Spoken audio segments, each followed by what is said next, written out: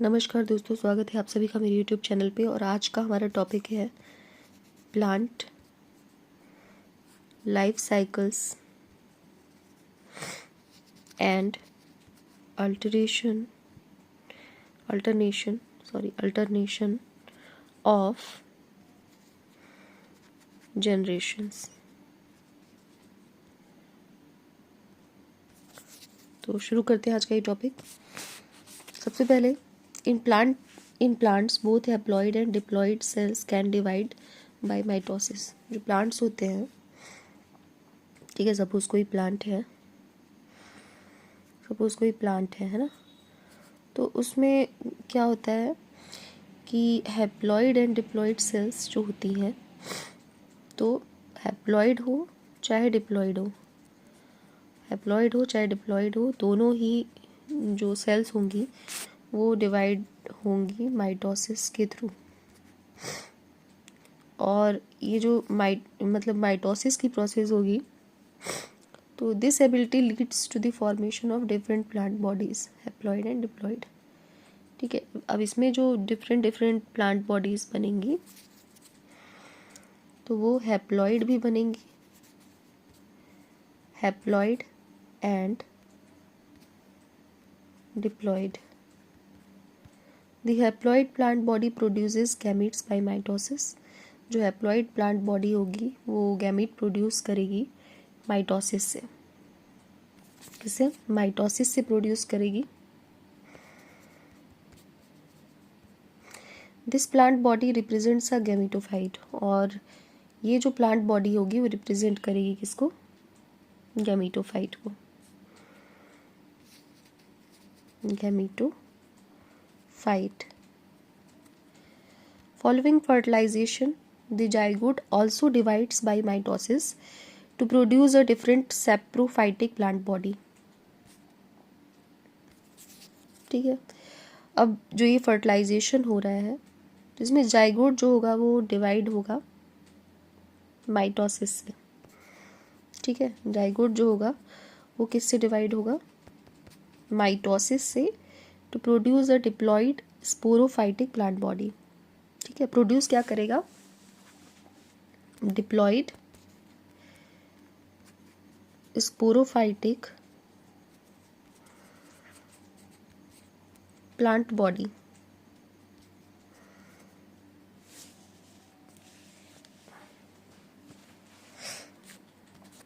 ठीक, इसके बाद haploid spores are produced by this plant body by meiosis. अब जो ये हैप्लॉइड स्पोर्स बन गए हैप्लॉइड स्पोर्स जो बने are produced by this plant body by meiosis. These in turn divide by mitosis to form a haploid plant body once again। और इसके बाद फिर से एक बार क्या बनेगा? इसके बाद फिर से बनेगा हैप्लॉइड प्लांट बॉडी, है ना। एक बार हैप्लॉइड प्लांट बॉडी फिर से बन जाएगा। Thus, during the life cycle of any sexual reproducing plant, there is an alteration of generations between gamete producing haploid gametophyte and spore producing diploid sporophyte. However, different plant groups as well as individuals representing them differ in following patterns। और इसमें कितने type के pattern बन सकते हैं वो एक एक करके देख लेते हैं। तो इसमें सबसे पहला जो है वो है sporophytic generation is represented only by the one-celled zygote।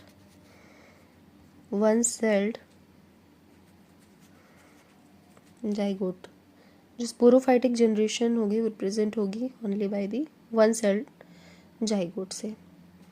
There are no free living sporophyte. इसमें कोई भी फ्री लिविंग स्पोरोफाइट नहीं होता है। Meiosis in the zygote result in the formation of haploid spores. ठीक है, अब इसमें जाइगोट में जो मियोसिस की प्रोसेस होगी, ठीक है, जाइगोट में जो मियोसिस की प्रोसेस होगी वो रिजल्ट करेगा फॉर्मेशन ऑफ हैप्लॉइड स्पोर्स। ठीक, क्या बनेंगे? हैप्लॉइड स्पोर्स बन जाएंगे। अब ये जो हैप्लॉइड स्पोर बन गया,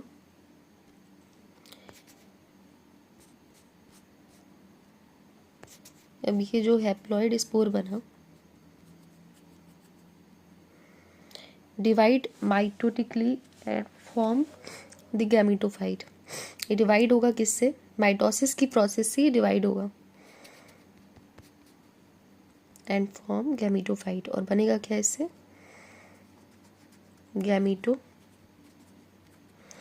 गैमेटोफाइट बन जाएगा। The dominant photosynthetic phase in such plant is the free living gametophyte.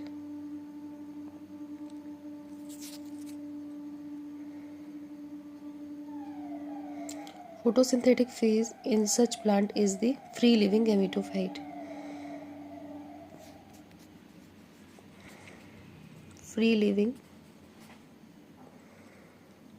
gametophyte. This kind of life cycle is termed as haplontic. अब इस तरह से जो लाइफ साइकिल बनती है उसको क्या बोला जाता है? उसको बोला जाता है हैप्लॉन्टिक। क्या बोला जाता है? हैप्लॉन्टिक बोला जाता है। Many algae such as Volvox, इसमें अब क्या क्या आता है एग्जांपल देख लेते हैं। तो इसमें आ जाता है वॉल्वॉक्स, आ जाता है Spirogyra and some species of Chlamydomonas represent this pattern. कुछ स्पीशीज जो होती हैं वो क्लेमाइडोमोनास की है ना। तो ये हो गया इसके एग्जांपल, किसके? हैप्लॉन्टिक वाले के एग्जांपल। अब नेक्स्ट देख लेते हैं। नेक्स्ट है on the other extreme in the type where in the diploid sporophyte is the dominant.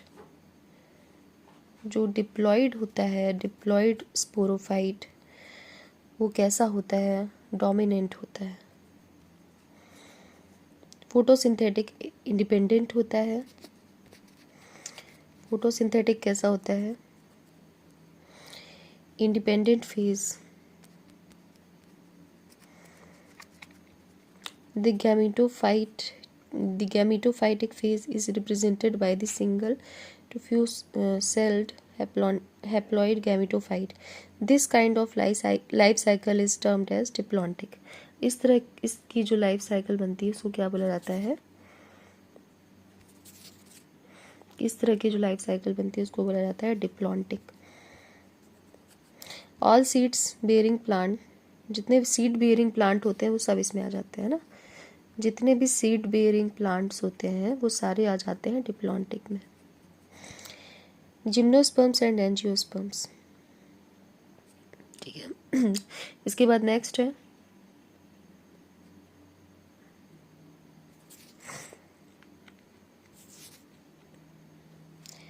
Bryophyte and pteridophyte. Bryophyte and pteridophyte.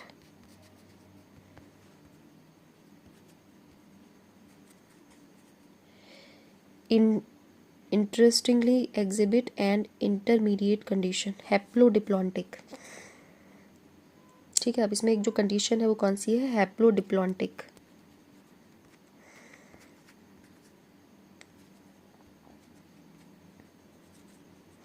Both phases are multi cellular. ठीक है, इसमें दोनों फेजेस कैसी होती हैं? मल्टी सेलुलर होती हैं। Multi cellular. However, they differ in their dominant phase. इनकी जब डोमिनेंट फेज आती है तो उसमें क्या हो जाती है? ये थोड़ी अलग हो जाती है। A dominant independent photosynthetic thalloid or erect phase is represented by a haploid gametophyte, and it alternates with the short-lived multicellular sporophytic, totally or partially dependent on the gametophyte for its anchorage and nutrition. All bryophytes represent this pattern. जितने भी bryophyte होते हैं वो haplodiplontic जो होता है वो उसको रिप्रेजेंट करते हैं। ठीक है, जितने भी ब्रायोफाइट होते हैं, ठीक है, तो वो क्या सब रिप्रेजेंट करते हैं? Haplodiplontic condition.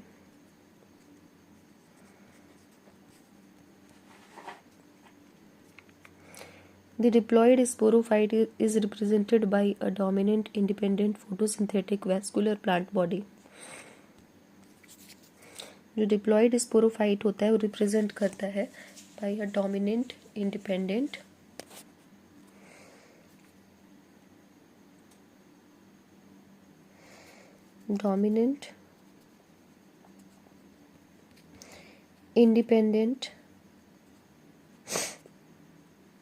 photosynthetic vascular plant body.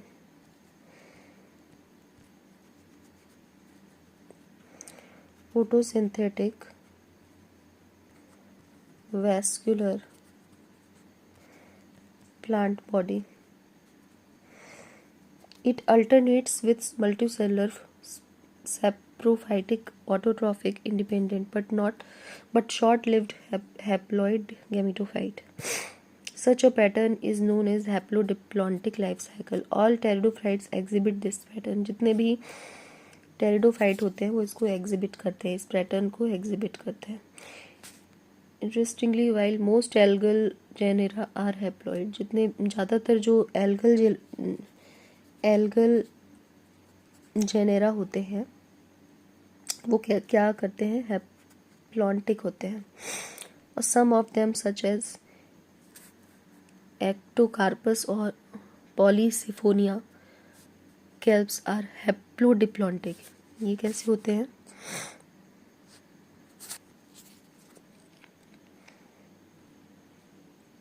Ectocarpus, Polysiphonia kelps are haplodiplontic. ये कैसे होते हैं? हैप्लोडिप्लॉन्टिक होते हैं।